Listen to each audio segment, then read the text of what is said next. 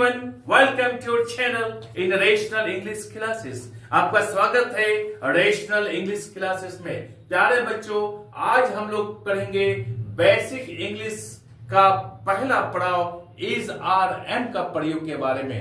यदि आप अपनी बेसिक इंग्लिश मजबूत करना चाहते हैं तो ये वीडियो आपके लिए बहुत जरूरी है। और आज से हम लोग इंटरमीडिएट का क्लास चले हम लोग शुरू करते हैं। प्यारे बच्चों, इज आर एम का प्रयोग, इज आर एम का प्रयोग हम लोग आज सीखेंगे बेसिक इंग्लिश जड़ से।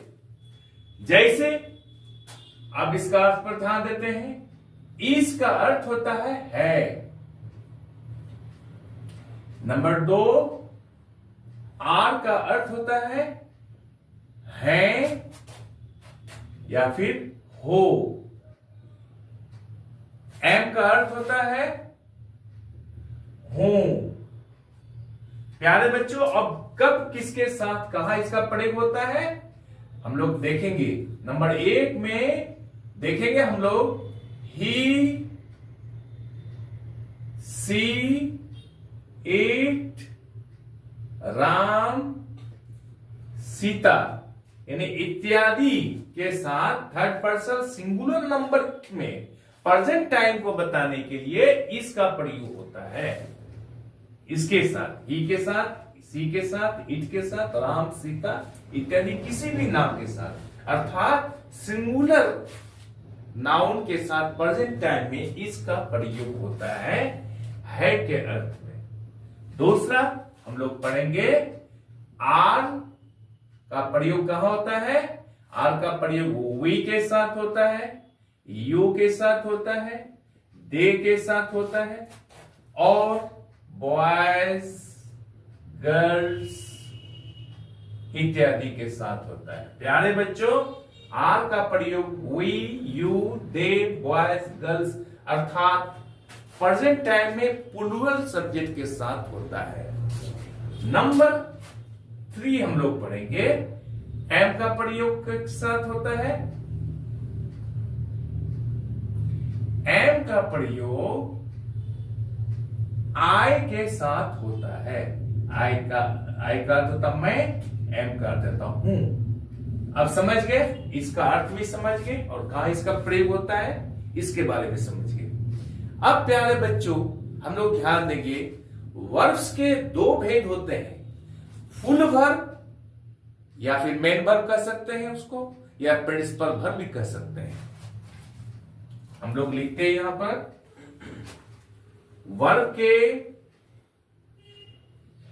2 भेद होते हैं, यानी 2 प्रकार होते हैं। प्यारे बच्चों, पहला हम लोग पढ़ेंगे क्या, मेन वर्ब। मेन वर्ब को हम लोग फुल वर्ब भी कह सकते हैं या प्रिंसिपल वर्ब भी कह सकते हैं। नंबर 2 में हम लोग पढ़ेंगे axillary verb, AUXILIARY, axillary verb. प्यारे बच्चों, एक्सिलरी वर्ब को हम लोग हेल्पिंग वर्ब भी कह सकते हैं या फिर हम लोग सपोर्टिंग वर्ब भी कह सकते हैं। क्या मैं क्लियर, ये समझ में आ गई। अब प्यारे बच्चों, हम लोग ये पढ़ेंगे कि मेन वर्ब किसे कहते हैं। याद रखिएगा, जब सेंटेंस में एक ही वर्ब हो और वो किसी के साथ नहीं आता है, न किसी का सहायता करता है न किसी का सपोर्ट करता है, वो खुद इंडिपेंडेंट है, तो वो हुआ मेन वर्ब या प्रिंसिपल वर्ब कहेंगे। जैसे he is good, you are intelligent,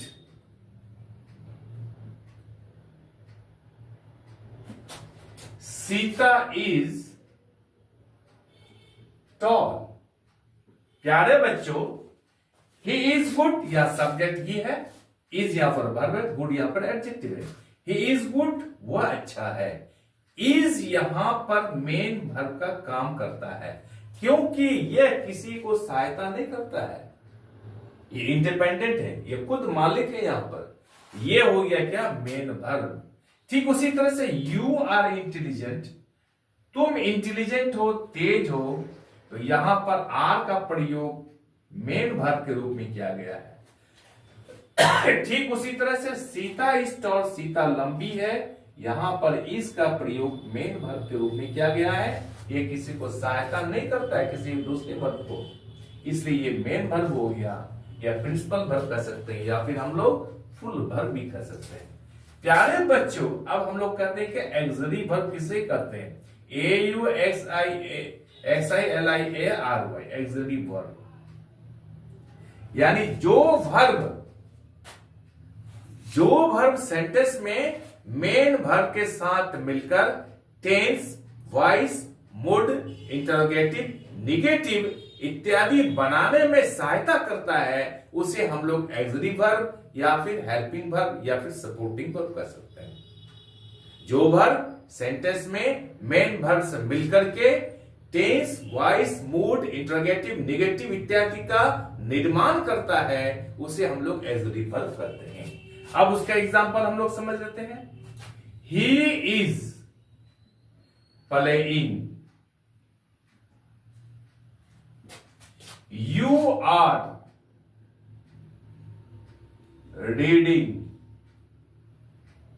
प्यारे बच्चों ध्यान दीजिए, हम लोग ही इज प्लेइंग, वो खेल रहा है, इज यहां पर मेन वर्ब नहीं है, यहां पर हेल्पिंग वर्ब है, जो प्लेइंग यहां उसके साथ मिलकर के प्रेजेंट कंटिन्यूअस सेंटेंस का निर्माण करता है। मेन वर्ब यहां प्लेइंग है, इज यहां पर हेल्पिंग वर्ब है, जो कंटिन्यूअस टेंस बनाने में सहायता करता है। यहां पर इज को हम लोग हेल्पिंग वर्ब या फिर एक्सरी वर्ब कर सकते हैं। ठीक उसी तरह से यू आर रीडिंग, आर यहां पर एक्सरी वर्ब है, जो रीडिंग के साथ मिलकर के कंटिन्यूअस टेंस का निर्माण करता है। प्यारे बच्चों, अब हम लोग अगला स्टेप पढ़ेंगे कि एक्सरी वर्ब के बारे में, कि एक्सरी वर्ब कितने प्रकार के होते हैं। हम लोग देखते हैं यहां पर AUXILIARY, एक्सरी वर्ब।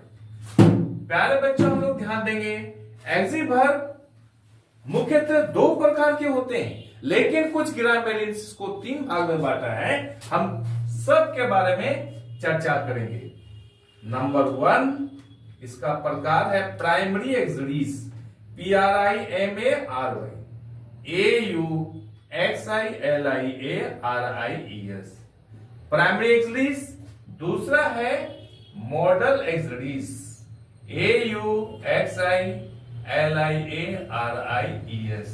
प्यारे बच्चों, तीसरा को लोग रखे नाम ग्रामरियंस को कुछ मार्जिनल, MARGINAL, मार्जिनल एक्सरीज, AUXILIARIES। प्यारे बच्चों, अब हम लोग पढ़ेंगे प्राइमरी एक्सरीज कौन कौन है। Number 1 to be, number 2 to do, number 3 to have. To be का प्यारे बच्चों रूप है कौन कौन है, is, are, am, was, were, been, being इत्यादि। टू डू का रूप है डू, डज, डिड तथा डन। टू हैव का रूप है हैज, हैव, हैड। प्यारे बच्चों, मॉडल एक्सरीज को हम लोग मॉडल वर्ब्स भी कर सकते हैं या फिर मॉडल्स भी कर सकते हैं। स्पेलिंग पे ध्यान दीजिएगा, MODAL, मॉडल। तो मॉडल एक्सरीज या फिर मॉडल वर्ब्स या फिर मॉडल्स, ये कौन कौन है, can, could, shall, should, will, would, may, might, must, तथा O2 O2 ये सारा मॉडर्निज्म कहलाता है। हालांकि देयर नीड तथा यूज्ड टू को भी मॉडर्निज्म में रखा गया है, लेकिन कुछ लोग मार्जिनल एक्सिलरीज के रूप में देखते हैं। कौन किसको किसको?